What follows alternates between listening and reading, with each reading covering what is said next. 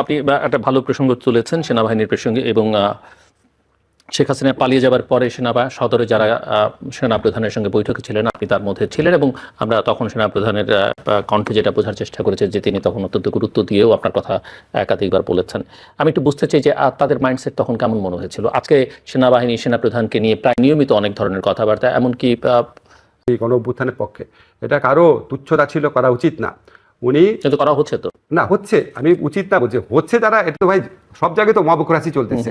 এখন আপনার এটা বুঝতে হবে যে উনি শেখ হাসিনার নিয়োজিত সেনা প্রধান ছিলেন, উনি শেখ হাসিনার আত্মীয় ছিলেন। উনি এরকম একটা সময়, এখন আপনার মানুষের অবদানকে ছোট করার জন্য নানান কথা বলা হয়, আপনার ক্ষেত্রে হয়, আমার ক্ষেত্রে হয়, যে তারে বলতেছে সবাই সবার গালি দিচ্ছে, সবাই সবাইকে দোষ দিচ্ছে। ইউনূস স্যারের অবদান ছোট করছে না, উনি কি করেছে জুলাই গণঅভ্যুত্থান, এসব প্রশ্ন তোলা হয় না, আপনার প্রশ্ন তোলা হয় না, আমার প্রশ্ন তোলা হয় না, আপনি নাকি ভারতের দালাল, আমি ভারতের দালাল, সবই তো বলা হচ্ছে।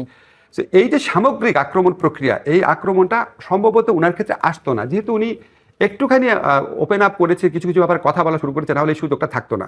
আমি ব্যক্তিগতভাবে আপনাকে বলি, এটা আমার ব্যক্তিগত অভিমত, আমি কাছের থেকে দেখে আমার কাছে মনে হয়েছে এই গণ অভ্যুত্থানের প্রতি উনার প্রচণ্ড শ্রদ্ধাবোধ আছে।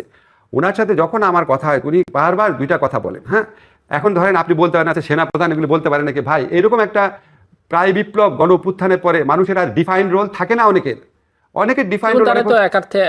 তো আমার কাছে উনাকে যেভাবে পোট্রে করা হয় কিছু কিছু মাধ্যমে, আমার কাছে মনে হয় অবিচার করা হয় এবং উস্কানিমূলক বক্তব্য দেওয়া হয়। এবং আপনি যেটা বলছেন, তবে আপনাকে এটাও বলে রাখি আমি, এবং এটাও বলেন না তখন অ্যাজ এ স্টেক হোল্ডার তিনি যদি বলেন, কারণ তারও এখানে স্টেক আছে, তার সশস্ত্র বাহিনীর স্টেক আছে, এবং উনি যেহেতু লিড করছেন বলতে পারেন। তবে হয় কি আপনার, এখন আমরা তো দুই একদিন প্রথম দুই এক সপ্তাহ তখন যদি বলতেন, এখনকার রোলটা তো ডিফাইন, তখন বললে তো মনে হতো যে উনি প্রভাব বিস্তার করবার চেষ্টা করছেন। কিন্তু এখন যেহেতু সমাজে নানা মহল থেকে নানা রকমের প্রশ্ন উঠছে, রাজনৈতিক দলগুলো থেকে নানান কথা উঠছে, ইভেন আমি তো পলিটিক্যাল পার্টিগুলোকে এটাকে নিয়ে খুব বেশি আমি আপনাকে বলি, ধরেন পৃথিবীতে কে ভালো কাজ করছে, কে ঠিক করছে, কে বেঠিক করছে, এটা তো আমার কথায় নির্ণীত হবে না। আপনার বক্তব্য সঠিক হতে পারে, কিন্তু আমার মতে মানে দেশে যেই পরিমাণ সেন্সিটিভিটি তৈরি হয়েছে আওয়ামী লীগের সম্পর্কে, আওয়ামী লীগের সভানেত্রী লেথাল ওয়েপন ইউজ করার জন্য আদেশ দিচ্ছেন, এই করছেন সেই করছেন।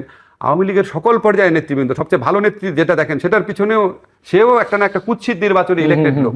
তো এরকম পরিস্থিতিতে এটা নিয়ে মানুষের মধ্যে প্রচন্ড সেন্সিটিভিটি কাজ করে। ধরেন আপনাকে আমি ফ্র্যাঙ্কলি বলি, আমি ফ্র্যাঙ্কলি বিশ্বাস করি, ভুলে যান আমি উপদেষ্টা, আমি মানুষ হিসেবে বিশ্বাস করি আওয়ামী লীগকে আবার যদি নির্বাচনের সুযোগ দেওয়া হয়, আওয়ামী লীগ দেশকে আবার দোজক বানানোর চেষ্টা করবে। তার কাছে এত টাকা আছে এবং তার মধ্যে কোনো রিমোর্স নাই।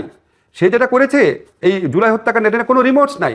তো যার রিমোর্স নাই এবং যার কাছে এত টাকা আছে, যার কমপক্ষে 15-20% মানুষ যাদের অন্ধ সাপোর্টার, তারা দেশকে আবার মানে দোজক বানায় ফেলার মতো। কিন্তু সেই সিদ্ধান্ত কে নেবে? না, সেই সিদ্ধান্ত কে নিবে? এটা নিবে পলিটিক্যাল, আমি আপনাকে বলি, সেই সিদ্ধান্ত পলিটিক্যাল পার্টি নিবে, সেই সিদ্ধান্ত বিচারিক প্রক্রিয়া আসতে পারে, সেই সিদ্ধান্ত নির্বাচন কমিশন নিতে পারে।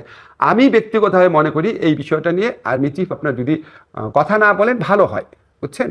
ওনার এই বিষয়ে কথা বলে উনি নিজেকে এক্সপোজ করে দিচ্ছেন, কারণ এই আকাঙ্ক্ষার বিপক্ষে বহু মানুষভাবে সমালোচকরা ইনভাইট করেন, তাহলে এটা দেশের জন্য ভালো না।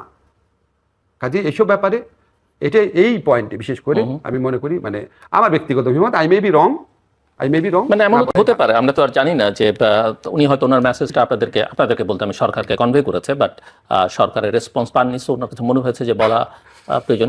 একটু গোড়ায় যাই, যেখান থেকে আমরা আলোচনাটা শুরু করেছিলাম, ওই যে সরকারটা যেভাবে গঠিত হলো, এই সরকারে কার শেয়ার কতখানি? আমিন এই সরকারে এই ছাত্রদের শেয়ার কতখানি, বিএনপির কতখানি, জামায়াতের কতখানি, আর্মির কতখানি, বা ইন্টারন্যাশনাল কমিউনিটির আপনার কতখানি? আমি একটু শেয়ারিংটা বুঝতে চাই। শেয়ারিং তো কিসের শেয়ারিং না, কার সেটা বাদ দিয়েছে। আবার তাদের লিস্টে যে ছিল না, ধরেন তারা বলেছিল উনি আন্দোলনকারী সময় তো আমাদের সাথে ছিল না, সেরকম একজন আবার বিএনপির কথায় আসছে। আবার এমন একজন আসছে যার সম্পর্কে আমি জানতামই না আসবে, সে জামাতের কথায় আসছে। সো ছাত্ররা নিজের ইচ্ছা সবকিছু ডিসাইড করে না।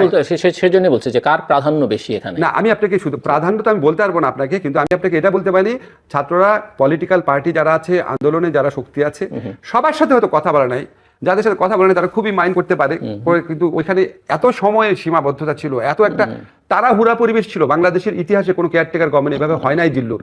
আমরা জানতাম একটা কেয়ারটেকার গভর্নমেন্ট হবে, সবাই আলোচনা করে টোরে লোকজন ঠিকঠাক করে প্রস্তুতি নিয়ে। এখন হয়তো আপনি সামনে আছেন, হয়তো সরকার গঠনের ব্যাপারে আপনার পরামর্শ হয়তো নেয় নাই, কিন্তু ওইটা ইচ্ছা করে না, আমি মনে করি না যে আমি আমার তো গুরুত্বপূর্ণ আমার মতামত নিতে হবে, বাট হ্যাঁ স্টেক হোল্ডার বলছে না, আমি আপনি সামনে আছেন দেখে উদাহরণ দিচ্ছি। ওরা ডেলিভারি আচ্ছা ওর সাথে কথা হলো, ওর সাথে কথা হলো, এটা করে নাই।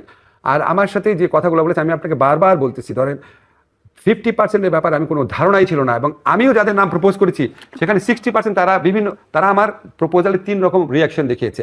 একটা বলছে স্যার এটা তো আমাদের লিস্টে অলরেডি আছে, তারপর একটা বলছে স্যার এটা একটু দেখতে হবে, আরেকটা হচ্ছে স্যার না উনি তো আমাদের সময় আন্দোলনে আমাদের সাথে 15 বছর উনি কি করেছে। তো 3 ধরনের রিয়াকশন। তো আমার কথা কিভাবে শুনেছে, ঠিক না? এখন ধরেন আমাদের একজন মহিলা উপদেষ্টা, ওনার নাম বলার সাথে সাথে ওরা বলো স্যার ওনার নাম তো আমাদের লিস্টে আছে, ওনার নাম সবার কাছ থেকে আসতেছে। রেজওয়ানার কথা, রেজওয়ানের নাম সব মহল থেকে আসছে, সেটা তো আমার কথা তো হয় নাই, এগুলো অলরেডি তারা ডিসাইড করে রেখেছে। এবং তারা 3টা দিন আমি যতদূর জানি আর কি,